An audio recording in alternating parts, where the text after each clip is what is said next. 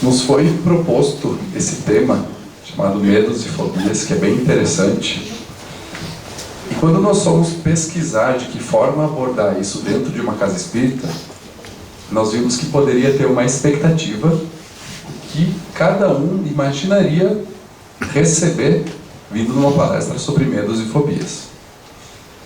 Além disso, quando a gente pesquisa o tema, a gente vê que existem várias formas de abordar. Algumas falam, por exemplo, de medos que a gente tem de bichos, de aranha, de barata, de cobra. Medos que a gente tem, por exemplo, de entrar no avião, de entrar no elevador, de entrar no mar. Medo de lugares fechados. Medo de falar em público, medo de se expor. E a gente acabou entendendo que todos esses medos fazem parte de algo que a psicologia já estuda há muito tempo, estuda muito bem, e já trouxe formas de tratar, de entender, de se curar disso tudo. E não seria interessante da nossa parte tentar aqui, alguém que não é da área da psicologia, reproduzir um tema e acabar falando dele de forma incompleta, né? Existem ainda outros medos que podem surgir, por exemplo, quando a gente começa a pensar em espíritos, de que um espírito possa aparecer na nossa frente. Esse é um medo, um dos tipos de medo que a gente poderia abordar aqui. A gente vai acabar falando um pouquinho dele também. Mas tem um terceiro tipo de medo, que talvez seja um mais coerente com essa nossa conversa, que é o que a gente vai focar. E que é o medo que surge diante de algumas propostas que a vida nos faz, diante de algumas decisões que a gente tem que tomar, diante de algumas responsabilidades que a gente deveria assumir. Às vezes a gente tem medo de dar o próximo passo na vida, em alguns assuntos. A gente tem medo de trocar de emprego. A gente tem medo de ter um filho. Às vezes a gente tem medo de assumir um compromisso com alguém, ou de fortalecer esse compromisso. Tem diversos medos que dizem respeito às decisões diárias. Não a uma coisa específica, como a gente falou, né? Medo de elevador, medo de avião, ou medo de falar em público. A gente quer focar mais nos medos que falam das decisões que a gente toma, que se relacionam a nós mesmos, em crescermos, e na forma como a gente lida com as outras pessoas. Então a gente traz primeiro um conceito de um estudioso chamado Mário Mas. E ele nos diz que o medo é uma reação normal ao perigo. Quando alguma coisa não é habitual para mim, eu não sei o que acontece quando eu faço aquilo, é normal ter medo, é saudável ter medo. Quem não tem medo se machuca com facilidade. Tem crianças que parece que nasceram sem, né? Depois elas aprendem. E o medo serve para que a gente se prepare para enfrentar alguma coisa. Todo o receio de fazer algo significa despreparo. Eu não estou preparado para aquilo, eu não sei como vai ser. Eu preciso entender melhor o que está acontecendo. Como é que eu vou me comportar, o que eu vou fazer? Quando a gente se sente preparado, o medo diminui. Quando a gente recebe o título de uma palestra, só pelo nome palestrante parece que a pessoa é alguma coisa. Não é nada, gente. Aí a gente vê o título assim e diz, nossa, mas isso eu nunca falei. Se o Carlos chegasse agora e dissesse, Lucas, fala agora do assunto X, que a gente nunca estudou antes. Pá, Carlos, o que eu vou falar, meu Deus, já dá uma tremedeira. Mas aí ele diz, não, fala daquele assunto, poxa, a gente estudou semana passada lá em Bento. Não, esse aí tranquilo, porque estou preparado. Às vezes alguém nos pede uma opinião sobre algo que está pensando em fazer, que a gente já fez, e a gente transmite segurança. Não, olha só, isso é tranquilo, você vai assim, vai assado, você vai ver que não é tudo isso. Mas às vezes nós tivemos experiências que nos traumatizaram. muitas dessas estão na infância.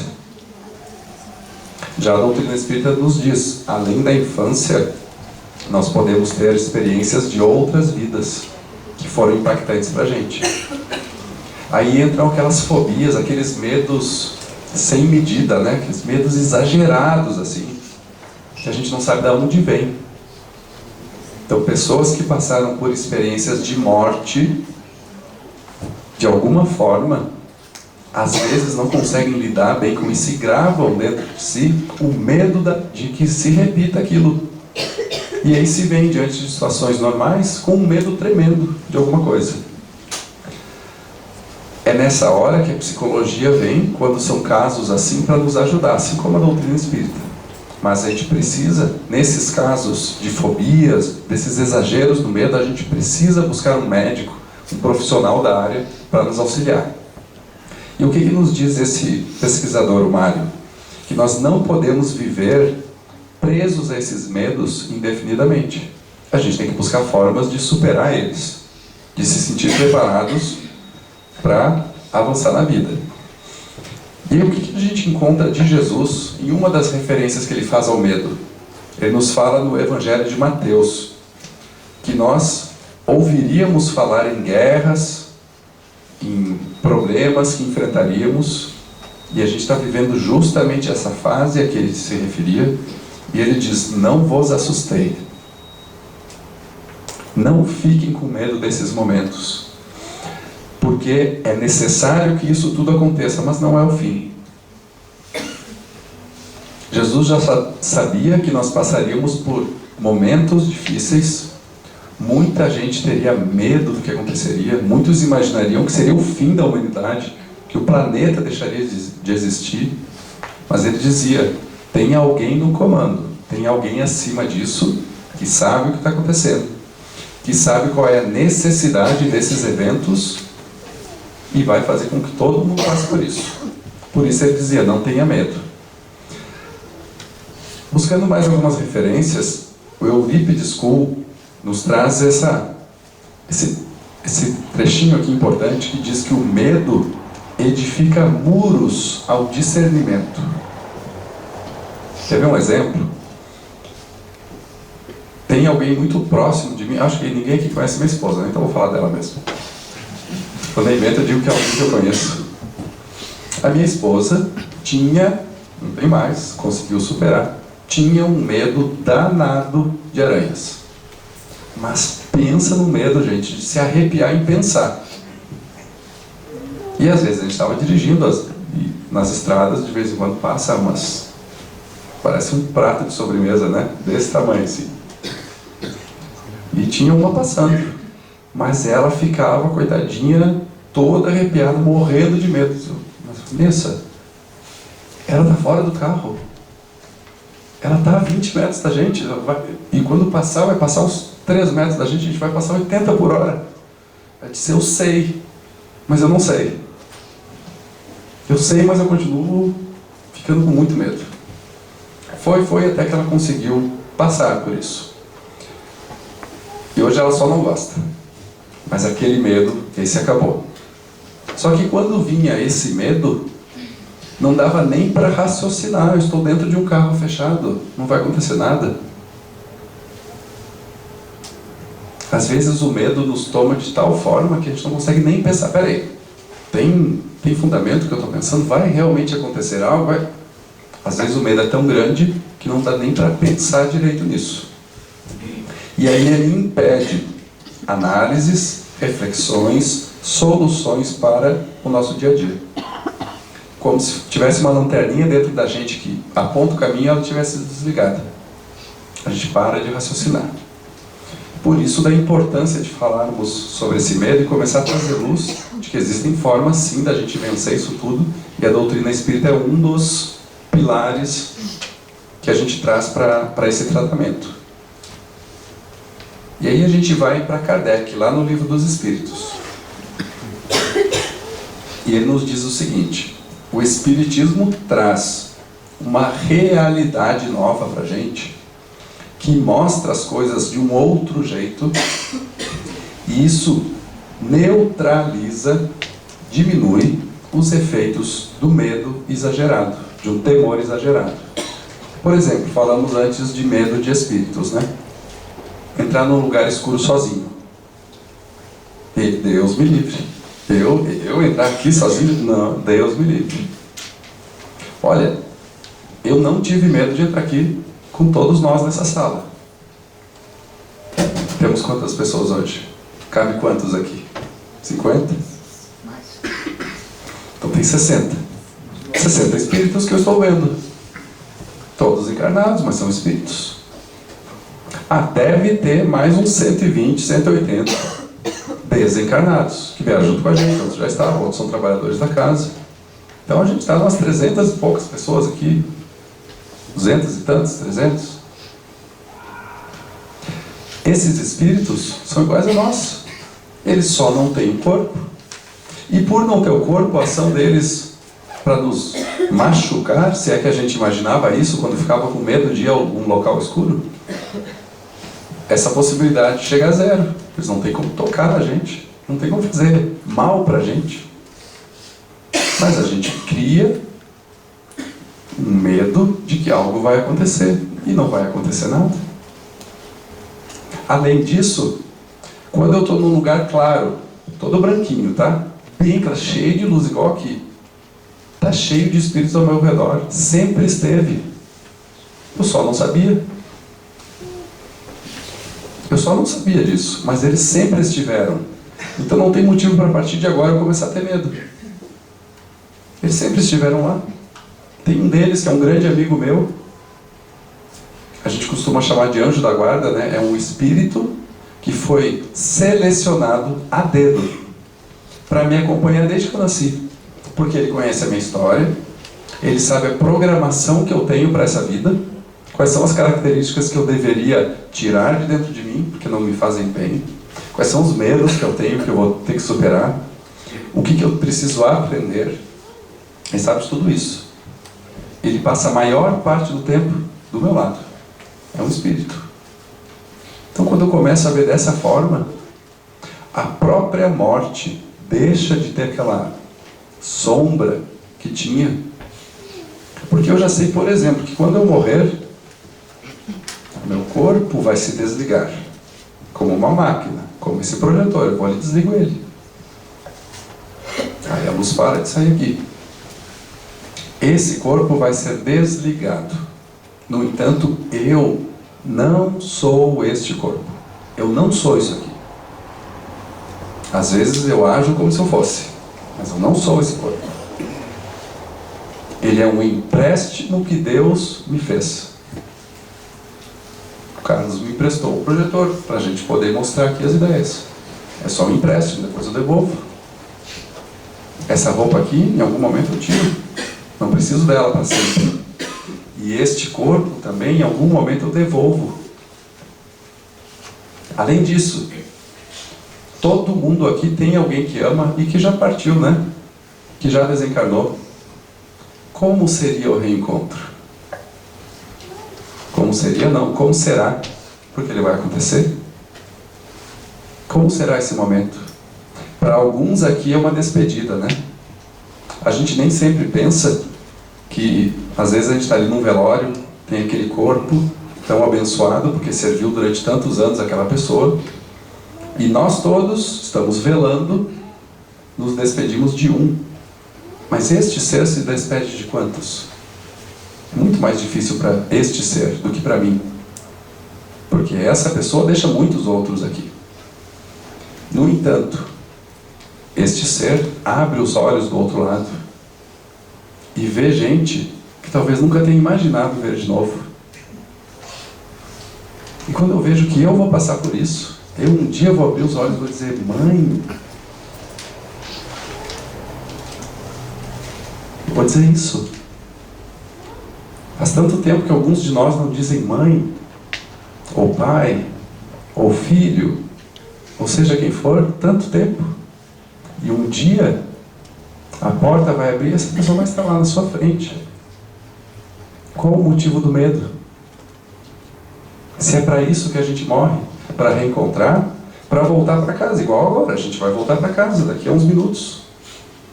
Quando a gente voltar, a gente vai dizer, tava legal, ou aquele cara é chato, mas a gente fez assim para ele. Bom, enfim, valeu a pena. A gente veio aqui e tal, voltamos para casa. Pois bem, é o Emmanuel que nos diz, a vida corporal é um curso. Uns fazem cursos de curta duração, outros cursos de longa duração. Cada um tem o seu curso, cada um tem o seu aprendizado. E depois que aprende, volta para casa. Ponto. É essa a luz da doutrina espírita. É isso que Kardec fala de uma fé raciocinada. A gente pensa, não, olha só, é desse jeito que acontece, eu não tenho mais motivo para temer. Agora, o receio. O médico me disse que eu só tenho tanto tempo, como será que vai ser? É natural que qualquer um de nós tenha um receio, né? Não sei como é que vai ser isso. O que eu vou sentir? Qual vai ser a experiência? Então, normal, não tem nenhum problema. Agora, aquela coisa que nos paralisa, a gente já não consegue mais viver, esse é o medo que a gente tem que vencer. E aí a gente vai para um livro chamado Coragem. Justamente quando a gente vence o medo, a gente vai para a coragem, né? E ele tem um capítulo que se chama Confronto.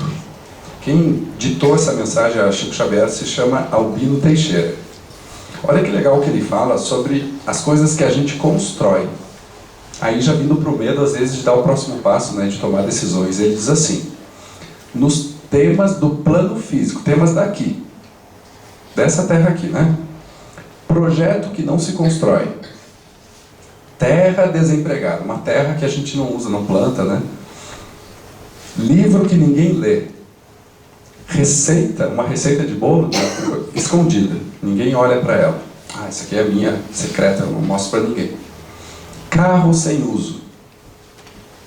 São valores potenciais. São coisas que poderiam gerar outras coisas bem legais. Mas o significado dessas coisas legais que poderia gerar, a gente não conhece. Porque não está aplicando. Aí ele diz, igualmente nos assuntos do espírito, amor sem demonstração, fé sem obras, instrução sem proveito, ideal sem trabalho e entusiasmo inerte. Assemelham-se a aparelhos e máquinas de cultura e progresso, cuja importância ninguém sabe. Amar alguém sem dizer para essa pessoa, ou sem demonstrar de algum jeito, às vezes a gente tem uma dificuldade ou um medo de dizer que ama, né? Ainda mais nossos gringão da serra. Qual é o gringão que consegue chegar numa boa e dizer eu te amo? Me traz um aqui. Que a gente trava, né? Que medo é esse, gente?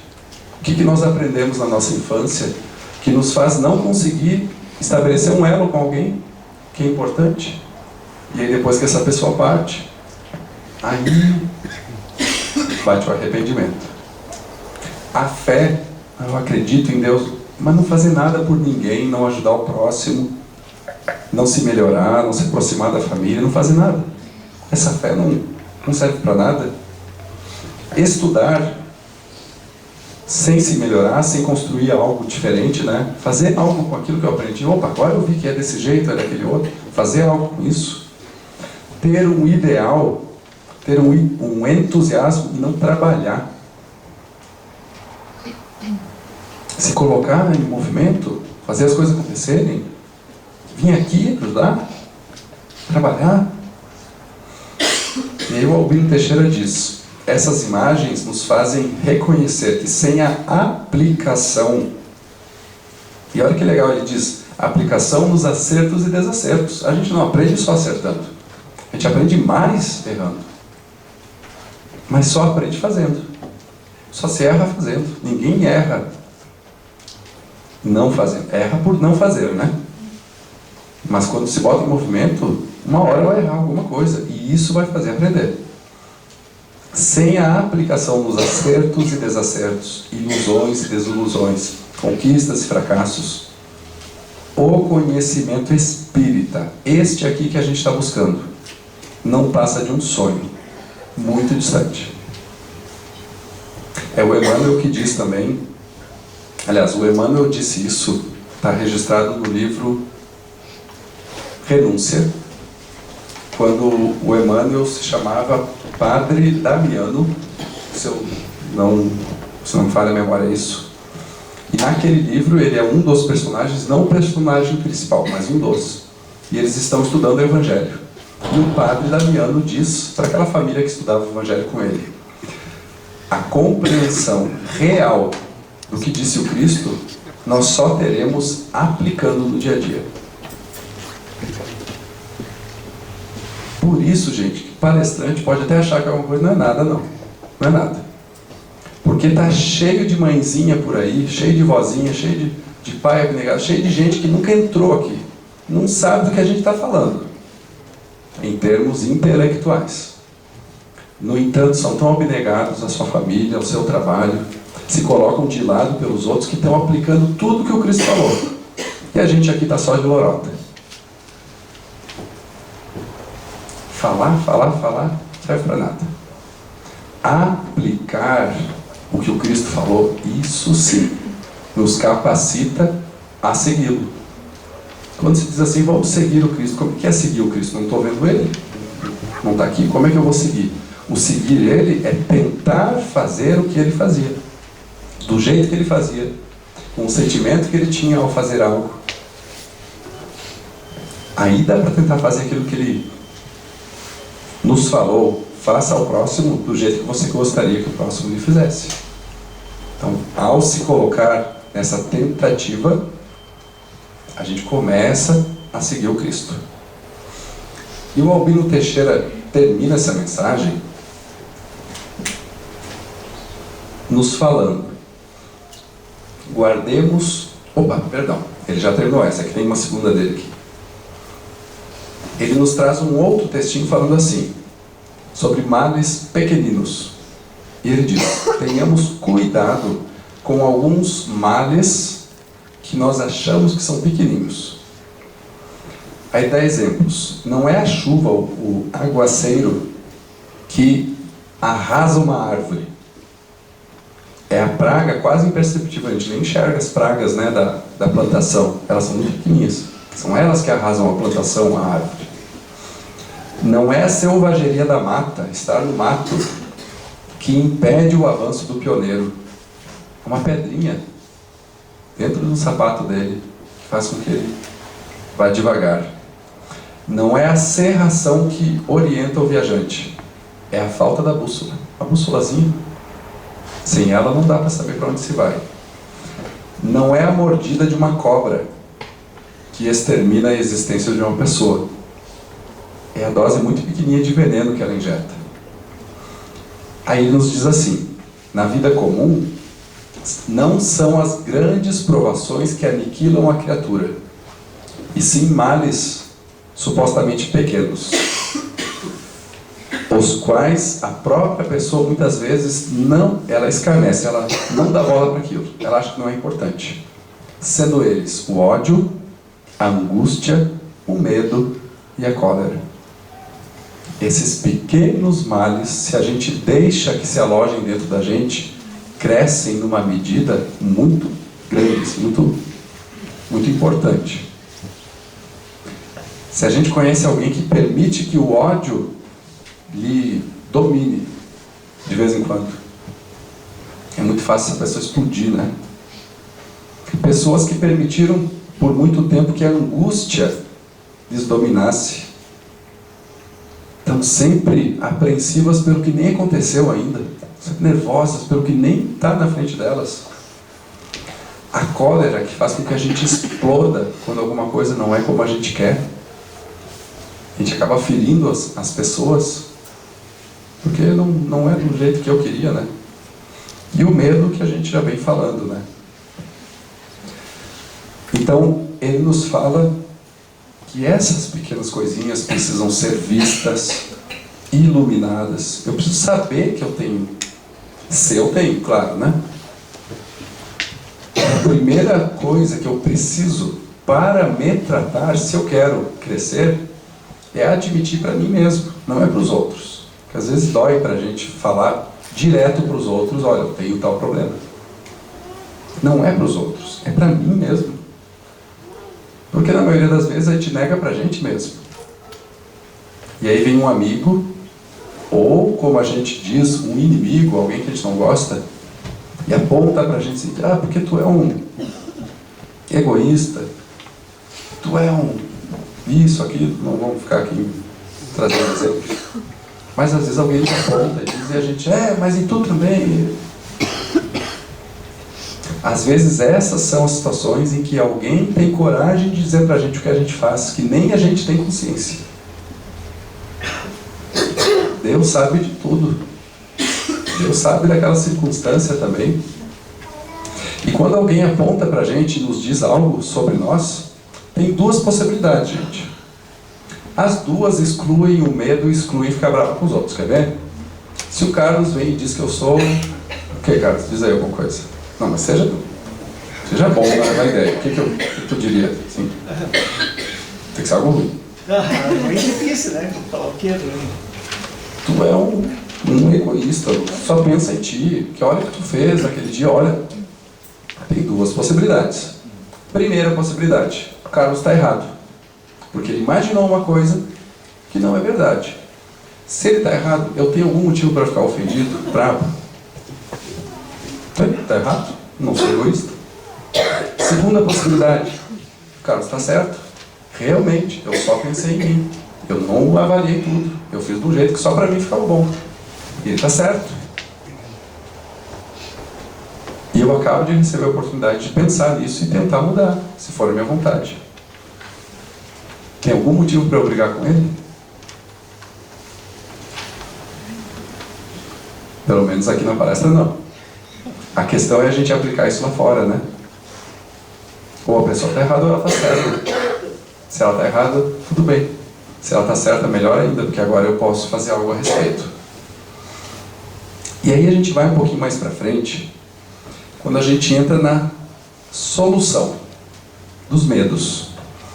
E a gente vai pedir ajuda para o André Luiz num livro chamado Astronautas do Além.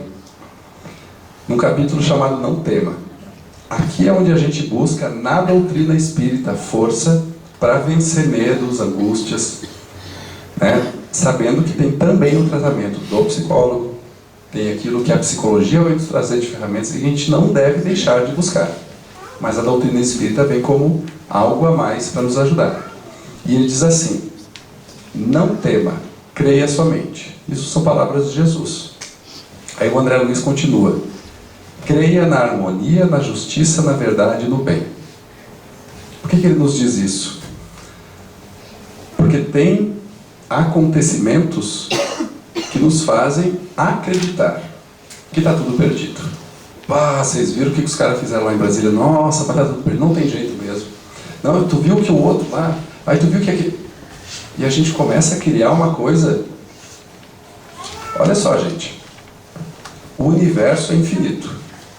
Só na nossa galáxia, onde está o nosso planetinho, o nosso solzinho ali, né, no universo, assim, só na nossa galáxia, tem 300 bilhões de estrelas, ou de sóis, igual ao nosso. O nosso é uma estrelinha. Nosso Sol é uma estrela, né? Só que como a nossa estrela está muito perto da gente, parece uma coisa muito forte que nos ofusca, assim. As outras a gente de noite consegue ver, porque elas estão longe demais, assim. Cada uma dessas tem seus planetas ao redor. Cada uma das 300 bilhões de estrelas tem seus planetas. E esses 300 bilhões de sóis compõem uma galáxia, um conjunto de sóis.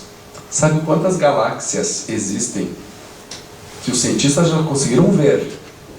Não quer dizer que não existam mais. 300 bilhões de galáxias.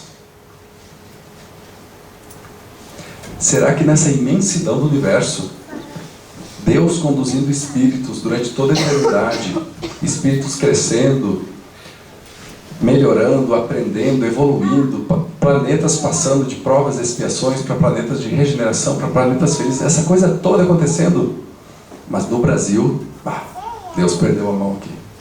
Nossa, mãe, aqui não tem jeito. Aqui descambou a coisa. Deus não sabe o que fazer mais. Será que Deus não sabe o que fazer aqui?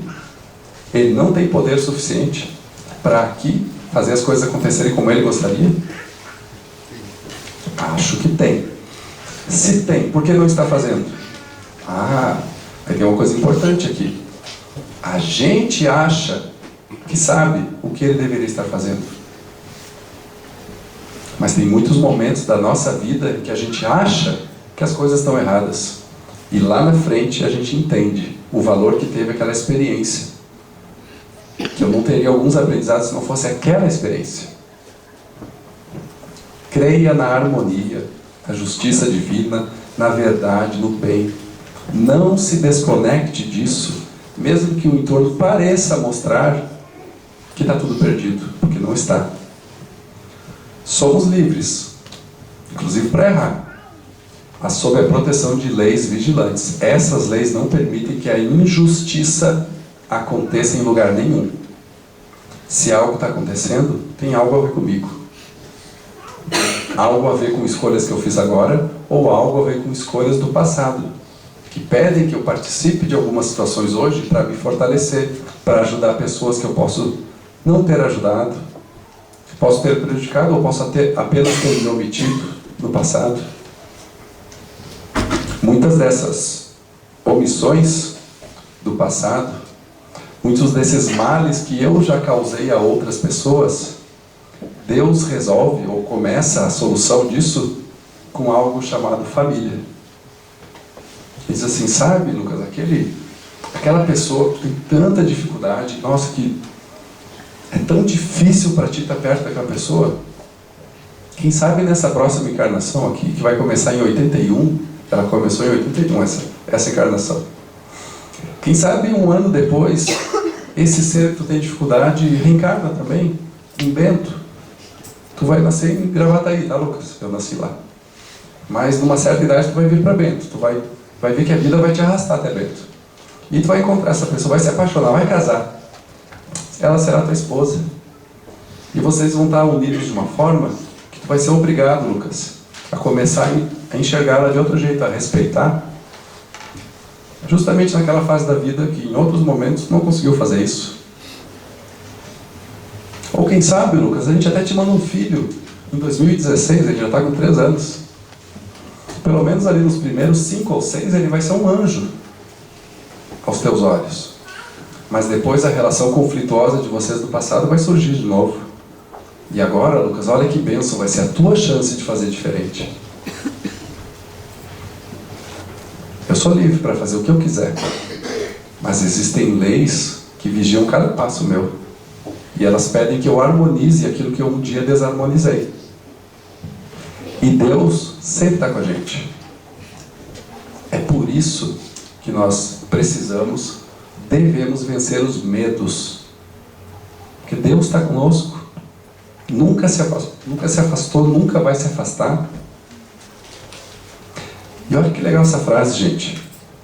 Por isso, quanto ou qualquer coisa que nos aconteça, é sempre o melhor daquilo que nós somos capazes de receber. Eu gostaria de ter nascido com o sobrenome Pitt, nome Brad Pitt, fazer filmes incríveis em Hollywood, ser riquíssimo, ter tudo nas minhas mãos. Mas é quase certo que isso seria um desastre para mim. Porque eu ia acabar achando que eu era uma coisa que eu não sou. Eu ia acabar destratando as pessoas porque eu ia me sentir o máximo. Às vezes eu queria ganhar na Mega Sena, mas provavelmente eu nunca mais viria fazer palestras aqui. Como oportunidade de, talvez nessa, falar coisas coerentes. Porque provavelmente já falamos muita besteira no passado. E aí Deus diz, quem sabe tu começa a falar umas coisas, tu vai ser obrigado a ler, estudar, aí tu repensa, tá, vamos tentar desse jeito, porque de outro jeito ainda não deu. Deus nos oferece aquilo que nós somos capazes de receber para o nosso bem. E se não oferece mais é porque ainda não estamos prontos. Mas aquilo que oferece é porque estamos prontos. Aquilo que chegou a hora de iniciar, a gente tem como fazer.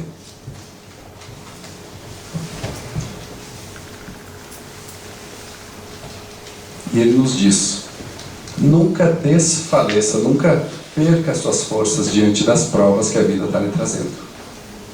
Você tem forças. Não deixe que o medo lhe diga que você não consegue.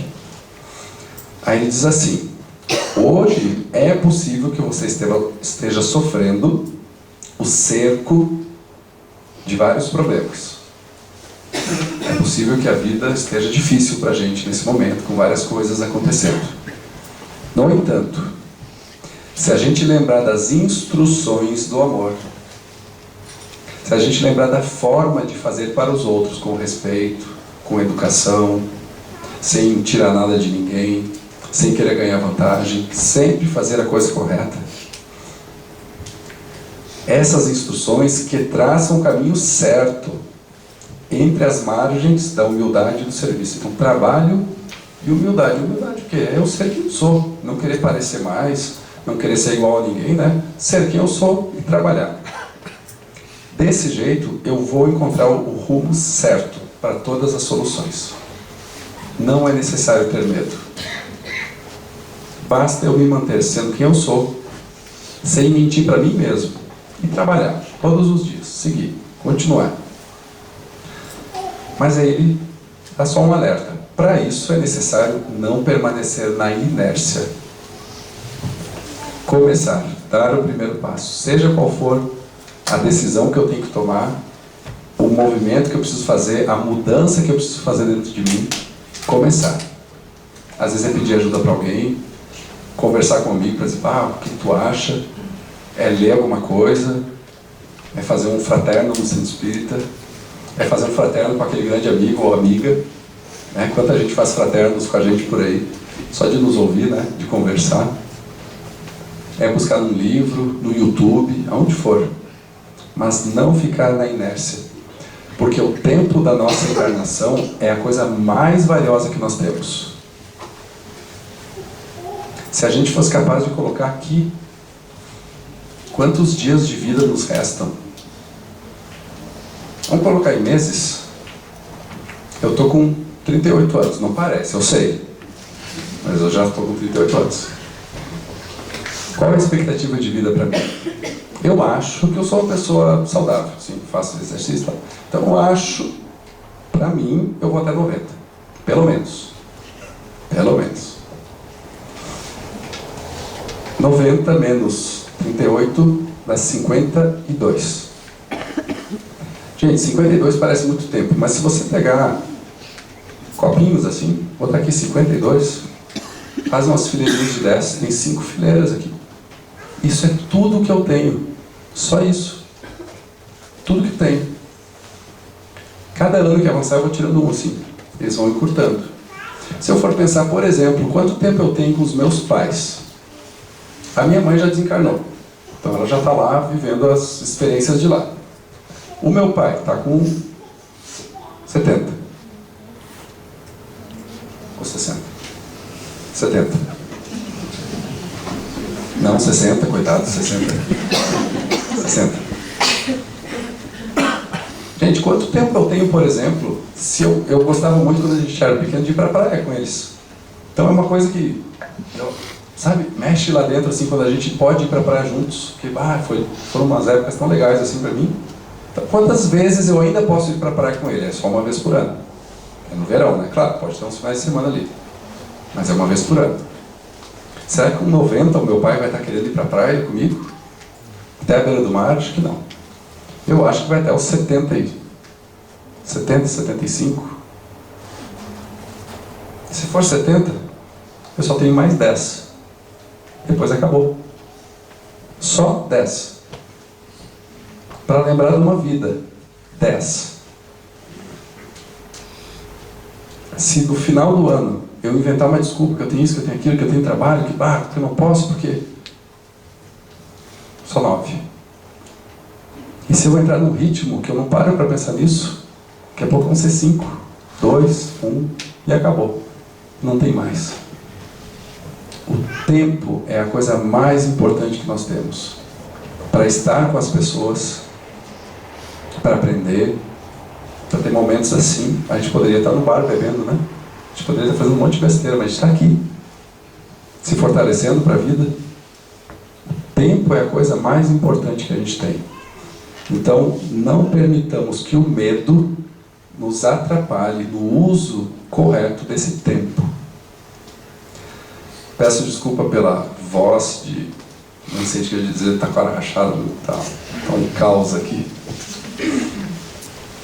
Mas, tomara que essas reflexões façam a gente pensar assim, vai ter momentos que a gente vai tomar decisões, vai ter momentos que a gente vai estar na frente de alguém, que tem algo a ser dito, vai ter momentos que a gente para pensar, mas então a vida é um pouco mais rápida, né? Porque se a gente bota, se você fizer um papel, os meses que nós temos de vida, do nascimento até o desencarne, eu fiz um quadradinho assim, bem pequenininho, em uma folha, gente, desse tamanho, eu boto todos os meses da minha vida, todos eles em uma folha, é muito pouco. Eu já sei como espírita que tem outros, né? Essas folhas vão se repetir nas diversas encarnações, mas essa, ainda mais em Garibaldi, gente, meu Deus, reencarnar em Garibaldi é uma bênção. A gente podia ter reencarnado em qualquer outro local não tão belo, tão privilegiado. Então olhar para como é rápido isso, como passa, como é bom quando as pessoas estão ali do nosso lado. Vai ser bom quando não estiverem também. Porque se Deus disse agora é hora de você seguir sozinho, é porque eu já aprendi o que eu precisava com aquela pessoa, agora eu vou aplicar. Mas se eu deixar o medo me dominar, eu não vou conseguir nem aplicar isso, né? Gente, o assunto poderia seguir por muito tempo, daria para repetir diversas vezes, porque tem muitos outros aspectos. Mas tomara que a gente leve alguma coisinha de legal, assim, principalmente diante das decisões que a gente toma. Nós agradecemos o tempo de todos, a paciência.